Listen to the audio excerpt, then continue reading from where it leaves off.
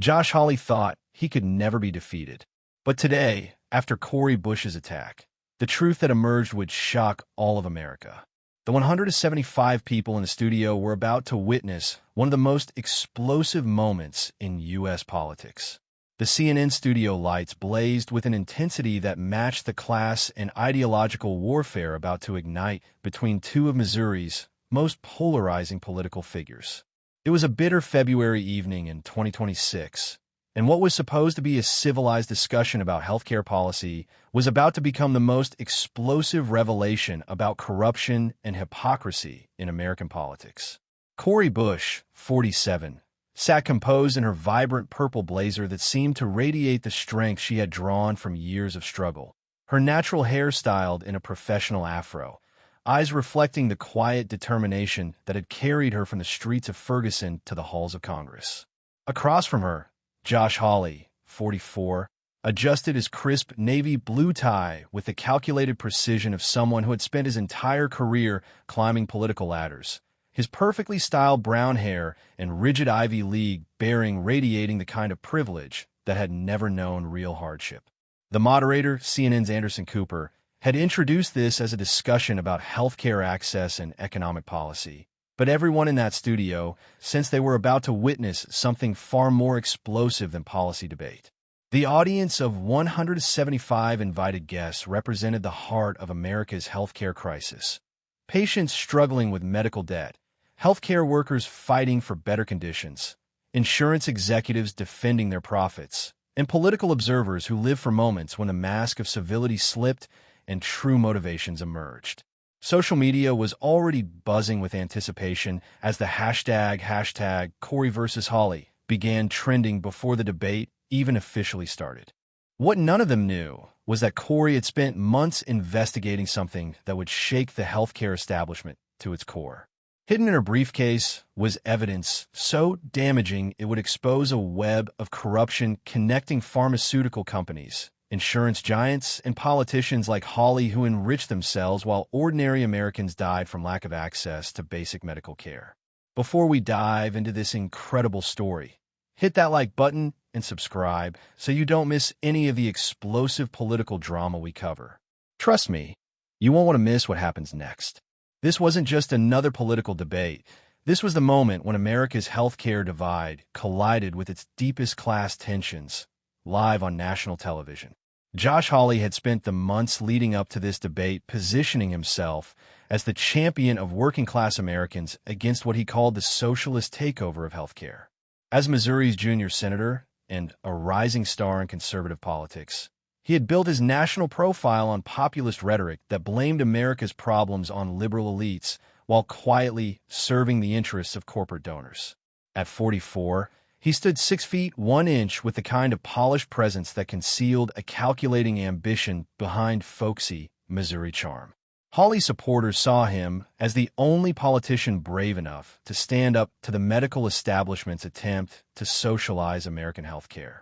His opposition to Medicare for all, his defense of private insurance, and his attacks on what he called government healthcare rationing had made him a hero to conservatives who believed that free market solutions were the answer to America's medical crisis.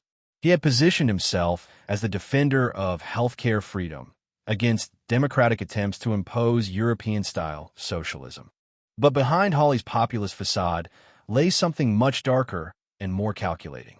His private financial records revealed extensive investments in pharmaceutical companies and insurance firms, holdings that would benefit enormously from the very policies he promoted as serving working families.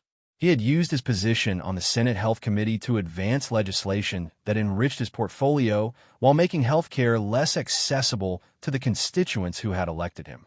Tonight, those conflicts of interest would be exposed in devastating detail. Cori Bush represented everything Hawley's base had been taught to dismiss as radical and unrealistic. Born and raised in St. Louis, she had worked as a nurse and pastor while struggling to raise her children as a single mother.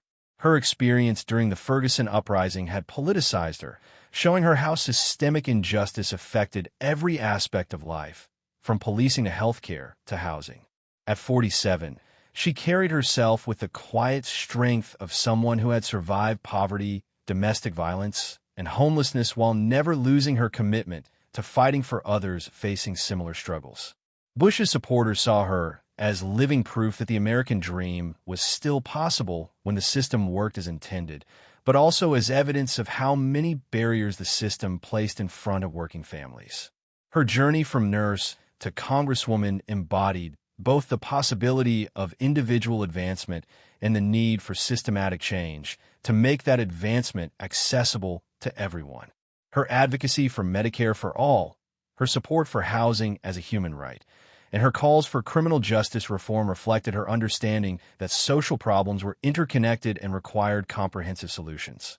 What made Cori particularly dangerous to politicians like Hawley was her combination of lived experience with systematic injustice and her ability to articulate how policy decisions affected real families. She had worked in understaffed hospitals, seen patients die because they couldn't afford treatment, and experienced firsthand how medical debt could destroy lives. She understood both the human cost of healthcare inequality and the political forces that perpetuated it. Tonight, she would use that understanding to devastating effect. The stage was set for more than just a policy debate. This was a collision between two visions of American healthcare: Hawley's corporate-friendly approach that prioritized profits over patients versus Cori's justice-oriented model that treated healthcare as a human right. The contrast couldn't have been more stark. The privileged politician who profited from healthcare inequality against the working-class advocate who had lived its consequences. As the cameras rolled, and Anderson Cooper welcomed viewers to what he called a crucial conversation about America's healthcare future. Neither Josh Hawley nor Cori Bush could have anticipated that this night would become one of the most talked-about healthcare policy moments of the decade. The evidence in Cori's briefcase was about to change everything. Anderson Cooper opened the segment with what seemed like a straightforward question about healthcare costs, but the tension between the two Missourians was immediately apparent. Josh Hawley, confident in his base's support and his ability to deploy populist rhetoric, launched into a familiar attack on what he called the socialist takeover of American medicine. His voice carried the kind of calculated outrage that had become his trademark, discussing healthcare as if government involvement were the greatest threat to American families.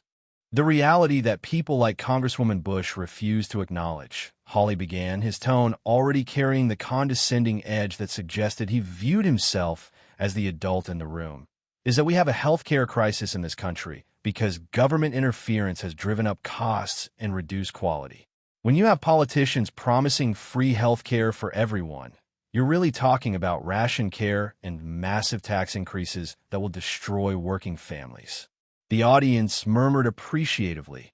At least the conservative section did. This was the message they had come to hear, the familiar narrative that painted government healthcare programs as socialist schemes that would bankrupt the country and destroy medical innovation. Hawley continued, his confidence growing as he sensed he had the audience's attention. The free market has given us the best healthcare system in the world. We have the most advanced treatments, the shortest wait times for urgent procedures, and the highest survival rates for serious diseases. But Congresswoman Bush and her socialist allies want to replace that with a government-run system that will put bureaucrats between patients and their doctors. His eyes fixed on Cori as he delivered what was clearly intended as a personal attack, disguised as policy criticism.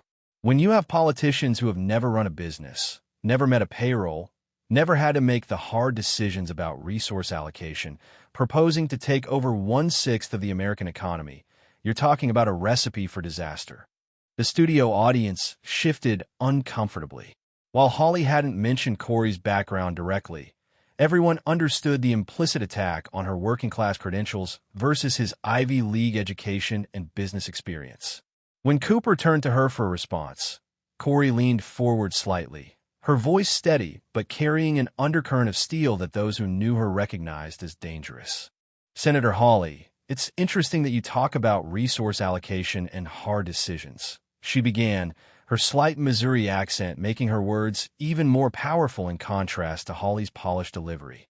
Because I think the families watching this deserve to know about some of the hard decisions you've been making and who's been benefiting from them. Hawley's confident smile flickered for just a moment, but he quickly recovered. I've always made decisions based on what's best for Missouri families and American healthcare. That means protecting the innovations and efficiencies that come from free market competition. Free market competition? Cori's eyebrow raised slightly. Senator, is that what you call a system where three insulin manufacturers control 90% of the market and charge diabetics $300 for medication that costs $10 to produce?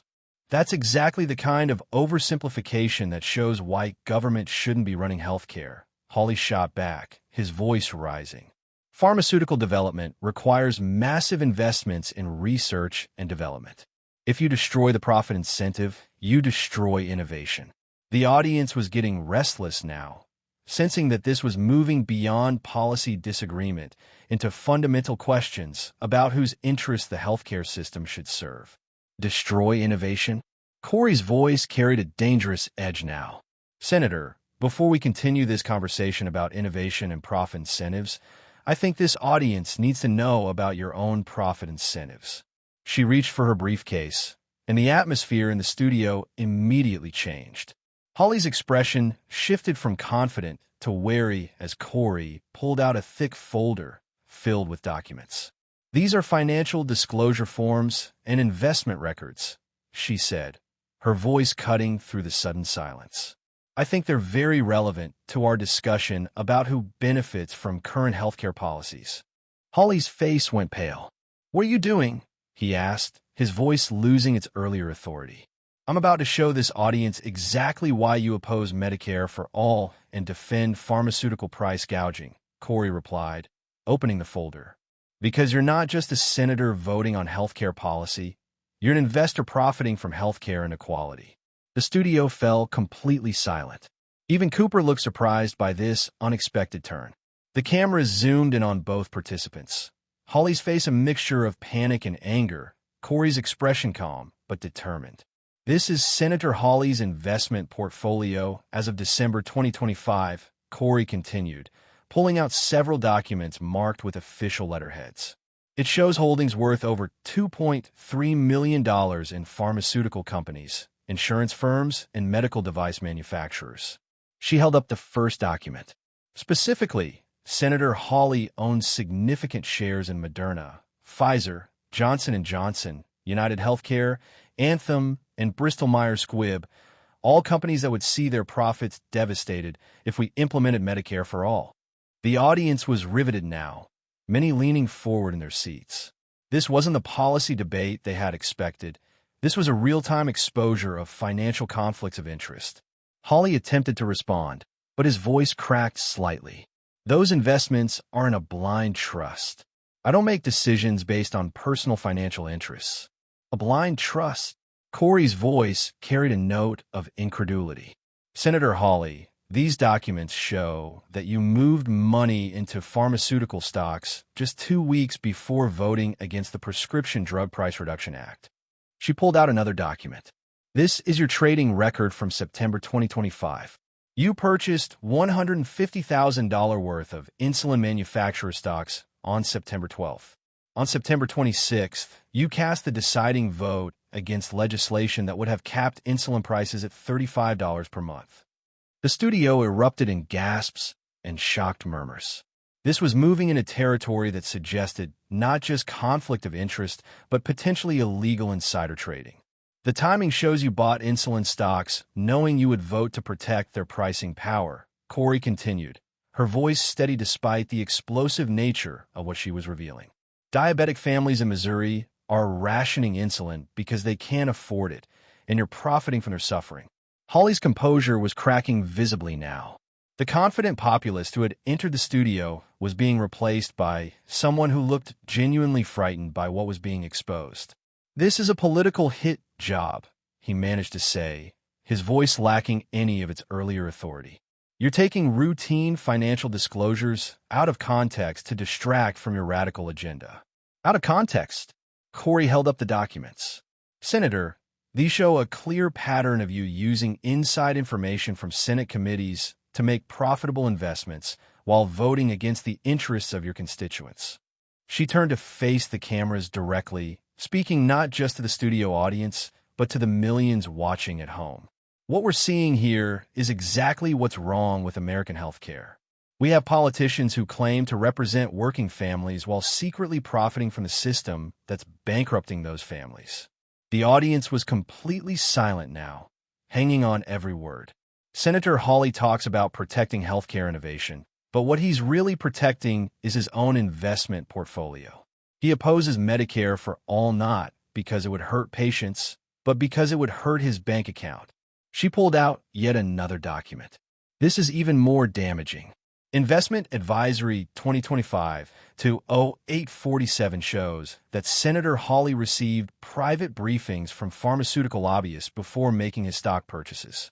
The revelations were coming fast now, each one more damaging than the last. Hawley sat frozen in his chair, clearly unprepared for this level of detailed exposure. The briefing notes show that Eli Lilly executives told you directly that insulin price caps would devastate their profits. 3 days later, you bought $75,000 worth of Eli Lilly stock. 1 week after that, you voted against insulin price caps in committee. Cori's voice was building with controlled anger now. Diabetic children in Missouri are going to the emergency room because their families can't afford insulin. Some of them are dying, and you're getting rich off their desperation. The specificity of the allegations was devastating.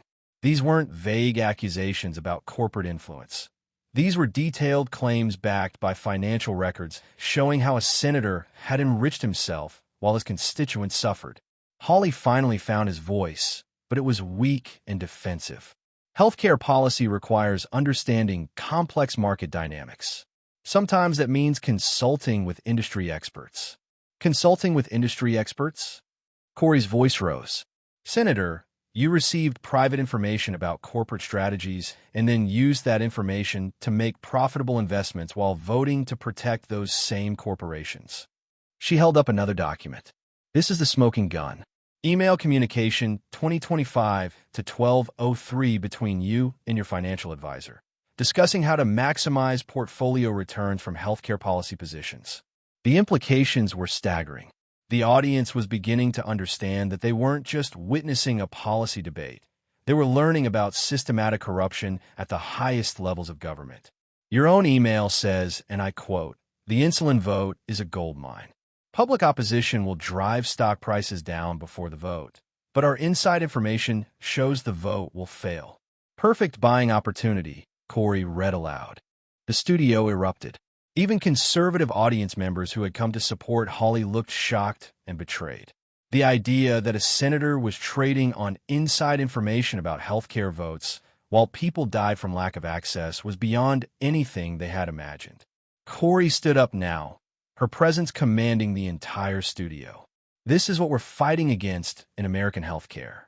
Not just bad policies, not just corporate greed, but active corruption by the politicians who are supposed to represent us.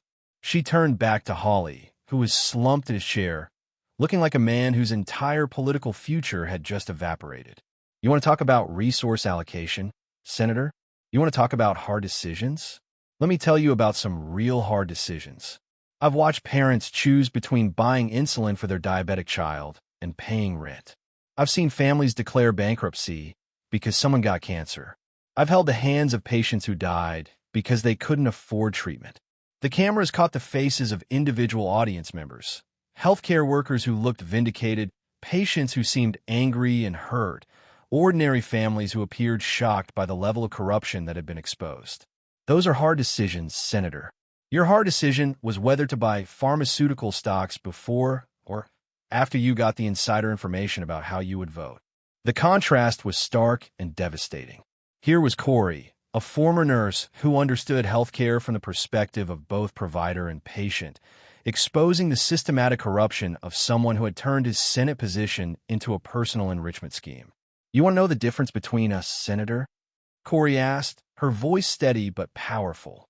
I became a member of Congress to fight for policies that would help families like the one I grew up in. You became a senator to get rich off the suffering of families like mine. She paused, letting her words sink in. I support Medicare for all because I've seen what happens when healthcare is treated as a commodity instead of a human right.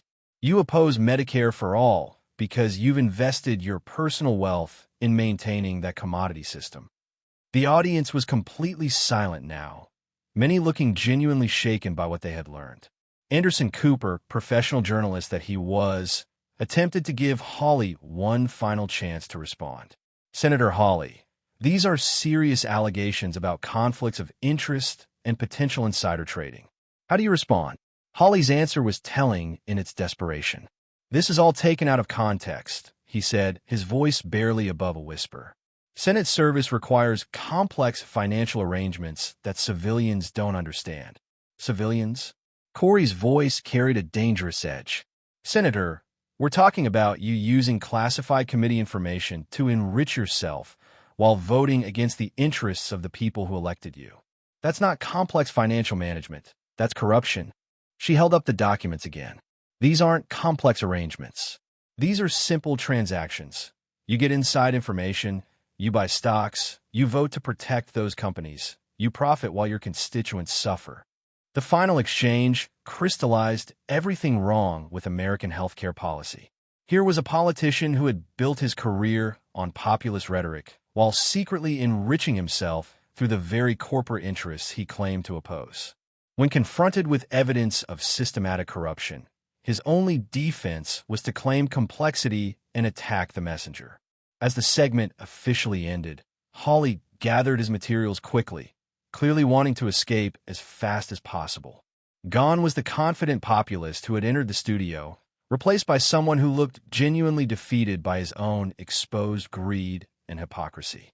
Cori, meanwhile, remained calm and composed, accepting congratulations from audience members who approached her after the cameras stopped rolling. Her performance had been masterful.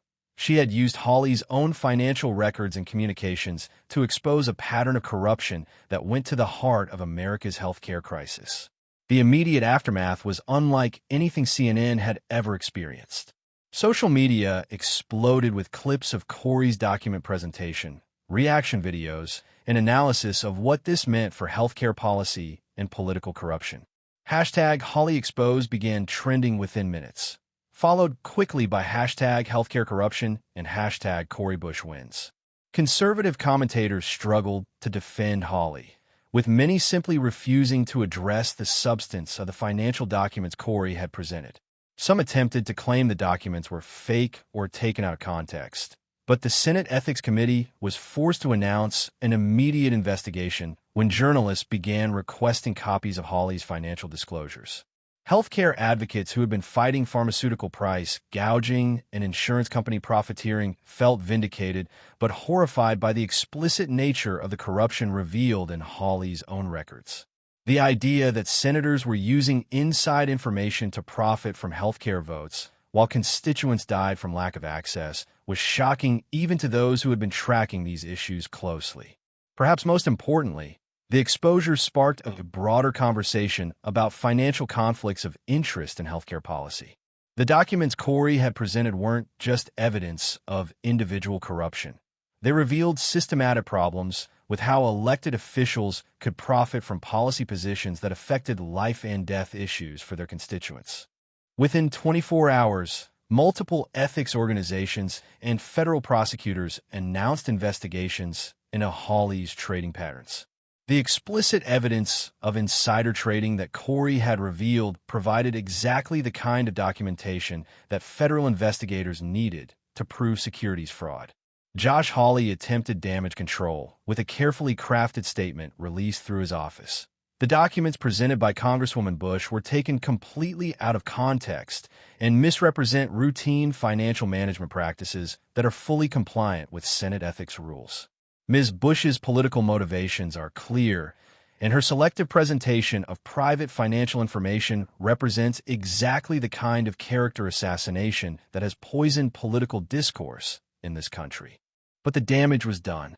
The documents were too clear, too specific, and too well documented to be dismissed as taken out of context. Hawley's own emails provided the context, and that context made his actions look even worse. Cori's response to Hawley's statement was swift and devastating. Senator Hawley's statement proves my point perfectly. When confronted with evidence of corruption, His first instinct is to attack the messenger rather than address the corruption. This is exactly the kind of deflection that has allowed healthcare profiteering to flourish while Americans die from lack of access.